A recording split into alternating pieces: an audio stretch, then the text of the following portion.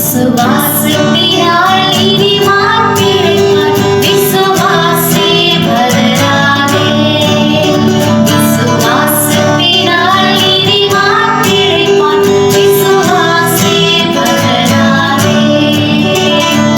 கலங்காதே, திகையாதே, விசுவாசியே. கல்வாரி நாயகன் கைவிடாதே. Praise Lord. விசுவாசிக்கிறவர்களுக்கு எல்லாம் கூடும்.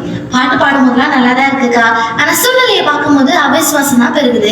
நீங்க தேவன் மேல விசுவாசம் வைக்க ஆரம்பிச்சிட்டீங்கன்னா முழுசா அவர் மேலே வச்சிருங்க. ஏன்னா வேதத்துல விசுவாசத்தினால பெற்றுக்கொண்டவங்க நிறைய பேர் இருக்கிறாங்க, விசுவாசத்துல ஓடி ஜெயிச்சவங்க நிறைய பேர் இருக்கிறாங்க. ஆனா நம்ம இயேசு சுவாமியை வாழ்ந்த நாட்கள்ல அவர் வளர்ந்த ஊர்ல இருக்க ஜனங்களோட அவிசுவாசத்தினால அவரால் அநேக அற்புதங்களை செய்ய முடியும் சொல்லி வேத சொல்லுங்க. இன்னைக்கும் நம்மளோட சின்ன சின்ன அவிசுவாசத்தினாலதான் பெரிய பெரிய அற்புதங்களையும் ஆசீர்வாதங்களையும் மேல போயிடுவோம். சோ நம்ம லைஃப்ல சின்ன காரியமும் பெரிய காரியமும் முழுசா அப்பா மேல விசுவாசம் வச்சிடுங்க. அப்பா மேல விசுவாசம் வச்சிட்டீங்கன்னா அந்த காரியத்துக்கு அவர் தான் கேரண்டி. சின்ன விசுவாசம் தான் பெரிய மொழியை பெயர்க்கும்.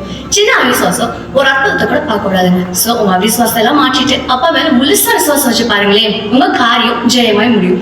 God bless you.